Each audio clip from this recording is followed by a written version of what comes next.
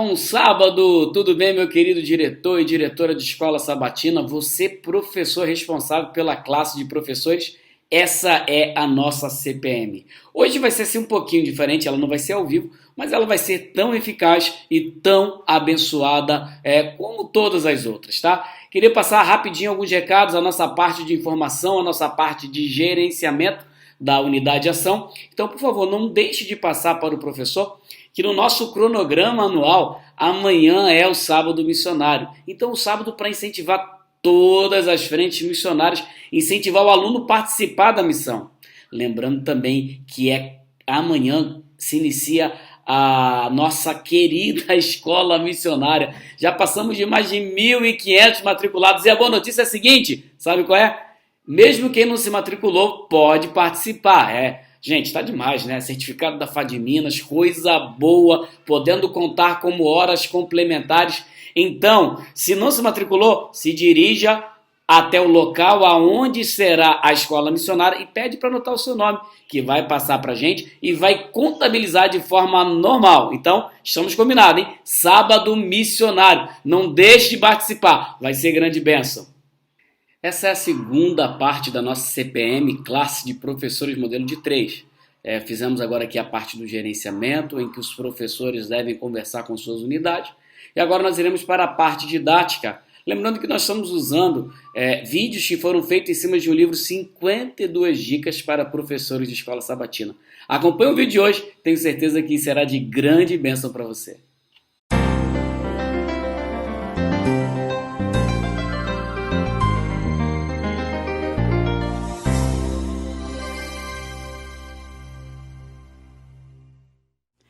Nós, como professores, temos a tendência de pensar que a melhor forma de aprender é escutando e que é ouvindo que a gente aprende. Mas, na verdade, o que a gente precisa é ter sempre em mente a palavra mudança. Tanto mudança na nossa metodologia de ensino, quanto também esperar que o verdadeiro aprendizado provoque uma mudança nos nossos alunos. Sabe por quê? Porque o que eu ouço, eu esqueço. O que eu vejo, até me lembro. Mas o que eu faço, isso sim eu entendo. Fica para você hoje, professor, o conselho de Ellen White. E ela diz que o que mais se necessita hoje é de professores que consigam desenvolver os diferentes aspectos do caráter dos seus alunos, para aproveitar ao máximo as suas potencialidades. Que Deus te abençoe e um grande abraço para você.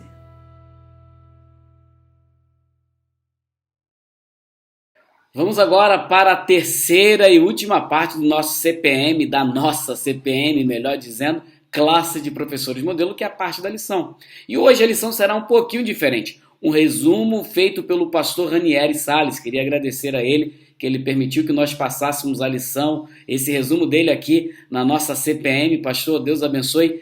Vai estar aqui na descrição do vídeo, tá? O canal de onde nós pegamos o resumo da lição, devidamente autorizado. Então, que Deus te abençoe, aproveite, tenho certeza que será uma grande bênção.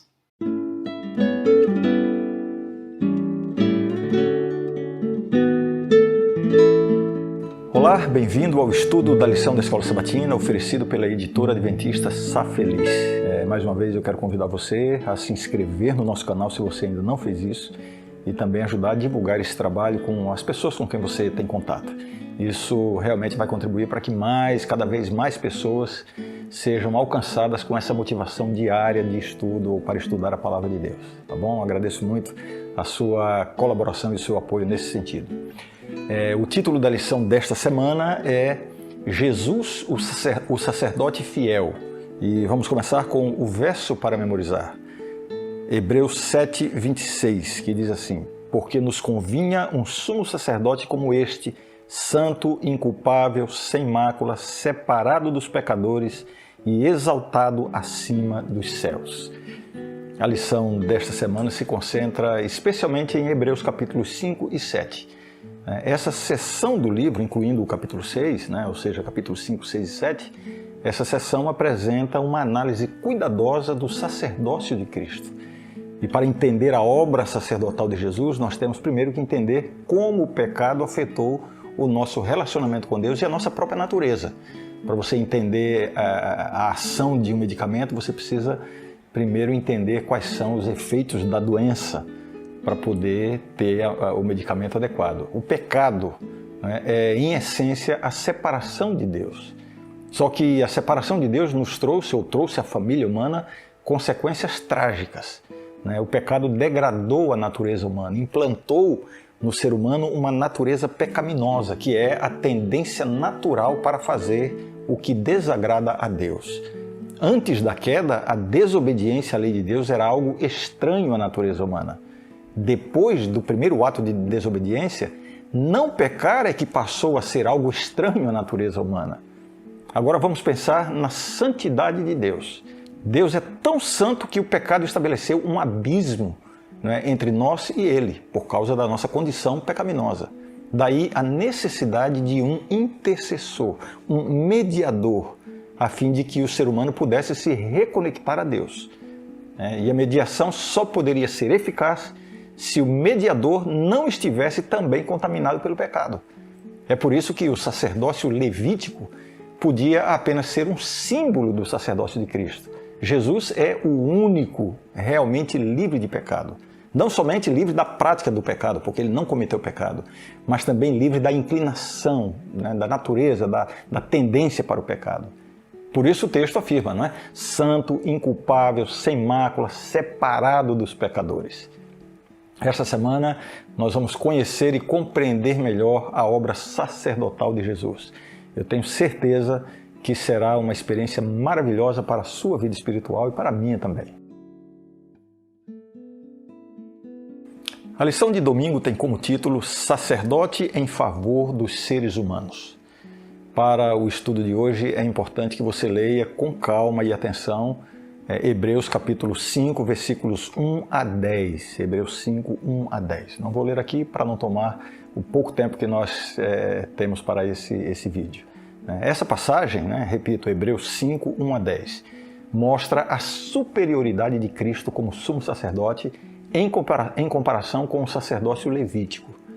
Os sacerdotes do Antigo Testamento eram seres humanos normais e tinham que oferecer sacrifícios não somente pelos pecados do povo, mas também pelos seus próprios pecados. Eles estavam na mesma condição de necessitados de perdão e misericórdia, né, que todas as demais pessoas. Eles podiam entender as fraquezas humanas, porque eles mesmos participavam dessas fraquezas. Mas Jesus é apresentado como sendo superior. Primeiro porque ele não foi escolhido entre os seres humanos. Ele é Deus que se fez homem. Ele não precisou oferecer sacrifícios pelos seus próprios pecados, como os sacerdotes do Antigo Testamento, porque ele não tinha pecado. Estava livre de toda contaminação moral. A morte de Jesus na cruz foi o que a Bíblia chama de segunda morte. Não que ele tenha morrido mais de uma vez. Segunda morte é uma expressão que designa o banimento completo da presença de Deus. O clamor de Cristo na cruz revela isso, quando ele clama, Deus meu, por que me desamparaste? Jesus não veio para nos livrar da morte física, biológica. Todos os dias morrem pessoas que creem em Cristo. Ele veio nos livrar da morte eterna, da segunda morte. Por isso ele teve que sofrer essa categoria de morte, o banimento completo da presença de Deus, a segunda morte. E por que ele pode nos livrar da segunda morte? Porque Deus o ressuscitou. E isso o qualifica como nosso intercessor e sumo sacerdote. E é isso o que tornará possível a ressurreição daqueles que morrem em Cristo, que vai acontecer na segunda vinda de Jesus. O texto mencionado, Hebreus 5, versículos 1 a 10, também menciona que Jesus aprendeu a obediência através do sofrimento. Não que ele fosse desobediente antes disso, e por isso aprendeu a obedecer. Mas porque antes ele já era Deus e não tinha que obedecer a ninguém. Mas ele veio e se humilhou a ponto de aprender a obedecer. E isso o qualifica como nosso intercessor e sumo sacerdote. E no verso 9, é afirmado que ele foi aperfeiçoado. Não significa que ele era imperfeito antes, mas que ele pisou nas mesmas pedras e espinhos que nós pisamos e por isso ele está apto para ser o nosso intercessor e nosso sumo sacerdote. Isso me faz lembrar daquela linda canção, ó, que amigo em Cristo temos, mais chegado que um irmão. Jesus é nosso amigo, né? Jesus é seu amigo. Você pode contar com Ele para tudo e a qualquer momento. Ele é o nosso sumo sacerdote. A função sacerdotal de Cristo consiste em nos socorrer em nossas debilidades e fraquezas e nos reaproximar de Deus. Nunca esqueça disso. O título da lição de segunda-feira é Segundo a Ordem de Melquisedeque. Quem foi Melquisedeque? Esse personagem aparece em Gênesis, no capítulo 14. Depois de uma batalha vitoriosa de Abraão contra vários reis que tinham capturado seu sobrinho Ló, Melquisedeque entra em cena. Ele veio até Abraão com pão e vinho e abençoou Abraão. Melquisedeque é descrito como rei de Salém e sacerdote do Altíssimo. Tudo o que sabemos desse personagem vem dessa história. A Bíblia não menciona a sua origem, nem a sua genealogia, nem como nasceu, nem como morreu. No Salmo 110, verso 4, Deus prometeu trazer um novo sacerdote segundo a ordem de Melquisedeque. E em Hebreus capítulo 7, o livro que nós estamos estudando, o apóstolo Paulo, o escritor de Hebreus, identifica Jesus como o cumprimento dessa promessa. Jesus é o sacerdote segundo a ordem de Melquisedeque. O que significa isso? Significa que há um paralelo muito evidente entre Cristo e Melquisedeque. Melquisedeque era rei e sacerdote ao mesmo tempo. No sacerdócio levítico do Antigo Testamento, isso não era possível. Jesus é apresentado em Hebreus como rei e sacerdote. Isso estabelece esse paralelo entre Jesus e Melquisedeque. Outro aspecto, Melquisedeque era rei de Salém. Salém e Shalom são palavras cognatas, tem a mesma raiz. Então, rei de Salém significa, ou rei de Shalom, significa rei de paz. E Jesus é o rei da paz. Outro aspecto desse paralelo entre Jesus e Melquisedeque está em Hebreus 7, verso 3, que faz a seguinte descrição de Melquisedeque. Sem pai, sem mãe, sem genealogia, que não teve princípio de dias, nem fim de existência. É óbvio que isso não é literal em relação a Melquisedeque, como se ele fosse um ser divino ou uma encarnação de Jesus no Antigo Testamento ou coisa parecida, nada disso. O escritor de Hebreus está apenas referindo-se à ausência de informações sobre a origem e o fim de Melquisedeque como um tipo, uma representação de Cristo, cuja existência não tem começo nem fim. Melquisedeque também aparece como superior ao próprio Abraão, porque Abraão reconhece a sua autoridade ao entregar-lhe o dízimo do despojo de guerra. Igualmente, Jesus é superior a Abraão em todos os aspectos, e também superior a todos os seres humanos e anjos. Ele é o nosso sumo sacerdote segundo a ordem de Melquisedeque. Entendeu agora essa figura? A lição de terça-feira tem como título Sacerdote Eficiente. E nós vamos começar o estudo de hoje lendo Hebreus 7, versos 11 e 12. Se, portanto, a perfeição houvera sido mediante o sacerdócio levítico, pois nele baseado o povo recebeu a lei, que necessidade haveria ainda de que se levantasse outro sacerdote segundo a ordem de Melquisedeque e que não fosse contado segundo a ordem de Arão? Pois quando se muda o sacerdócio, necessariamente há também mudança de lei. Muitos adventistas ficam meio assustados quando se fala em mudança de lei. Mas vamos entender bem essa passagem agora. Primeiro, o texto revela a imperfeição do sacerdócio levítico. Embora ele tivesse sido ordenado por Deus, era imperfeito. Os sacerdotes não podiam livrar o pecador da culpa, porque eles mesmos eram pecadores. O sistema todo funcionava como uma representação de Cristo. Segundo a lei, apenas os membros da tribo de Levi podiam ser sacerdotes. Mas em Cristo essa lei foi mudada. Jesus se tornou sumo sacerdote sendo da tribo de Judá. Outra característica do sistema sacerdotal era que ele tinha que oferecer repetidamente o sacrifício de animais. Cristo veio e mudou também essa lei. A sua morte na cruz foi suficiente para perdoar os pecados da humanidade e o sacrifício não precisa mais ser repetido. Assim, o pecador não precisa mais realizar os sacrifícios de animais.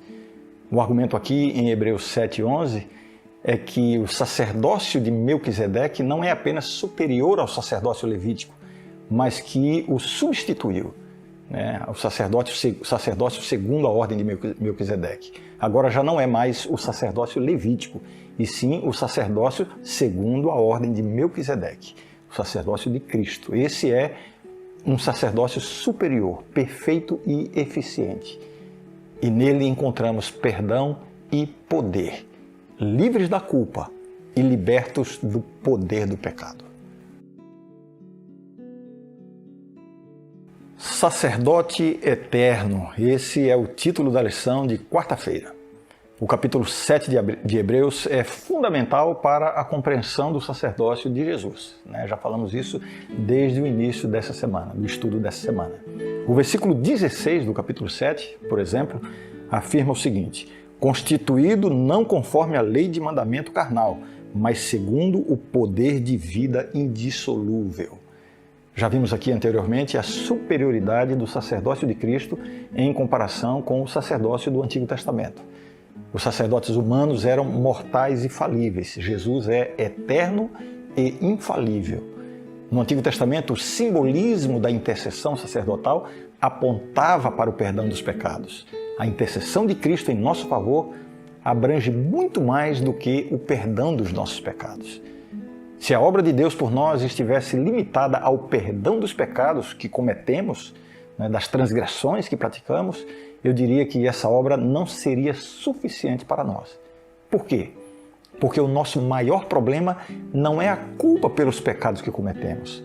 A morte de Cristo na cruz foi suficiente para termos o perdão e a libertação de toda a culpa, de todos os pecados que já cometemos, né? O nosso maior problema realmente tem a ver com a nossa condição interior, com as nossas inclinações para seguir pecando. Por isso, precisamos de mais do que simplesmente o perdão dos nossos pecados. Precisamos desesperadamente uma obra interior transformadora. Precisamos de uma mudança de caráter. Precisamos não apenas de perdão, mas também de vitória. E a mediação de Cristo abrange esse aspecto. É através da obra intercessora de Cristo que o Espírito Santo é capaz de escrever a lei de Deus em nosso coração. Isso envolve mudança de vida. É claro que esse não é um processo imediato, instantâneo. É uma obra de toda a vida. A intercessão de Cristo também nos faz testemunhas vivas do amor de Deus a outras pessoas. Como Jesus Cristo é sacerdote para sempre e como ele tem uma existência eterna para desempenhar o sacerdócio, ele nunca poderá ser substituído. A anulação da lei significou a abolição do sacerdócio. Portanto, estamos aqui falando da anulação da lei cerimonial, né? Mas ninguém pode anular o poder de uma vida sem fim, ou vida indissolúvel, como diz o texto que nós lemos. A lógica, então, se mantém. Jesus Cristo é um sacerdote para sempre. O escritor de Hebreus tinha em mente a tentação que seus leitores enfrentavam de voltar ao velho sistema do templo. Por isso ele lhes lembrou, em Hebreus 7,19 especificamente, que Jesus Cristo realizou o que a lei nunca poderia realizar. Ele trouxe uma esperança melhor e ele nos permite aproximar-nos de Deus. Ele é o nosso sacerdote eterno. O título da lição de quinta-feira é Sacerdote sem Pecado. A lição de hoje está baseada em Hebreus capítulo 7, verso 26. Esse versículo apresenta 5 características de Jesus como nosso sumo sacerdote. Fique atento. Hebreus 7, 26 diz: com efeito nos convinha um sumo sacerdote como este, santo, inculpável, sem mácula, separado dos pecadores e feito mais alto do que os céus. Um comentário rápido sobre cada uma dessas características. Primeiro, santo. Significa que o seu relacionamento com Deus era completo, sem falhas. Número 2, inculpável. Significa que ele não teve nenhum desvio de conduta. Sua obediência à lei de Deus foi perfeita. Não tem nenhuma culpa. Terceiro, sem mácula. Significa mais do que conduta ou obediência perfeita. Essa expressão revela a condição de sua natureza humana. Ele estava completamente livre da mancha do pecado. Não possuía nenhuma inclinação ou tendência natural para pecar. Ou seja, não tinha em sua natureza a mácula ou a mancha do pecado. Quarta característica mencionada no texto, separado dos pecadores. Revela que, embora ele fosse completamente humano, ele não estava na categoria de pecador. Isso confirma exatamente a característica anterior, de que ele não compartilhou com o ser humano a natureza pecaminosa, né? Ele é de outra categoria. É um de nós, mas não é um como nós. Ele foi afetado pelo pecado, mas não foi infectado pelo pecado.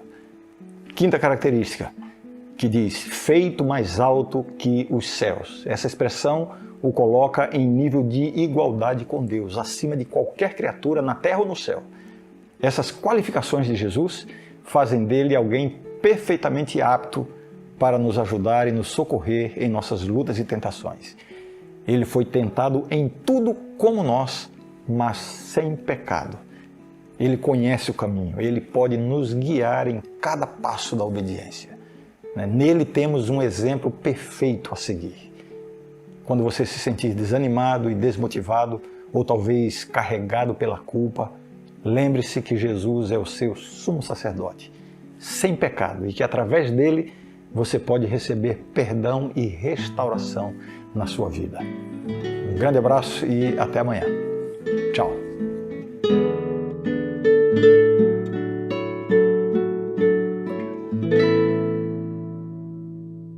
Queria agradecer a participação de todos, você que ficou até o final. Lembre-se, não deixe de replicar tudo o que você ouviu aqui na sua classe de professores, para que tenhamos uma escola sabatina mais forte, mais vibrante e que seja uma bênção para nós e também para aqueles que iremos salvar. Deus abençoe a todos, um bom sábado e até a próxima, se Deus quiser.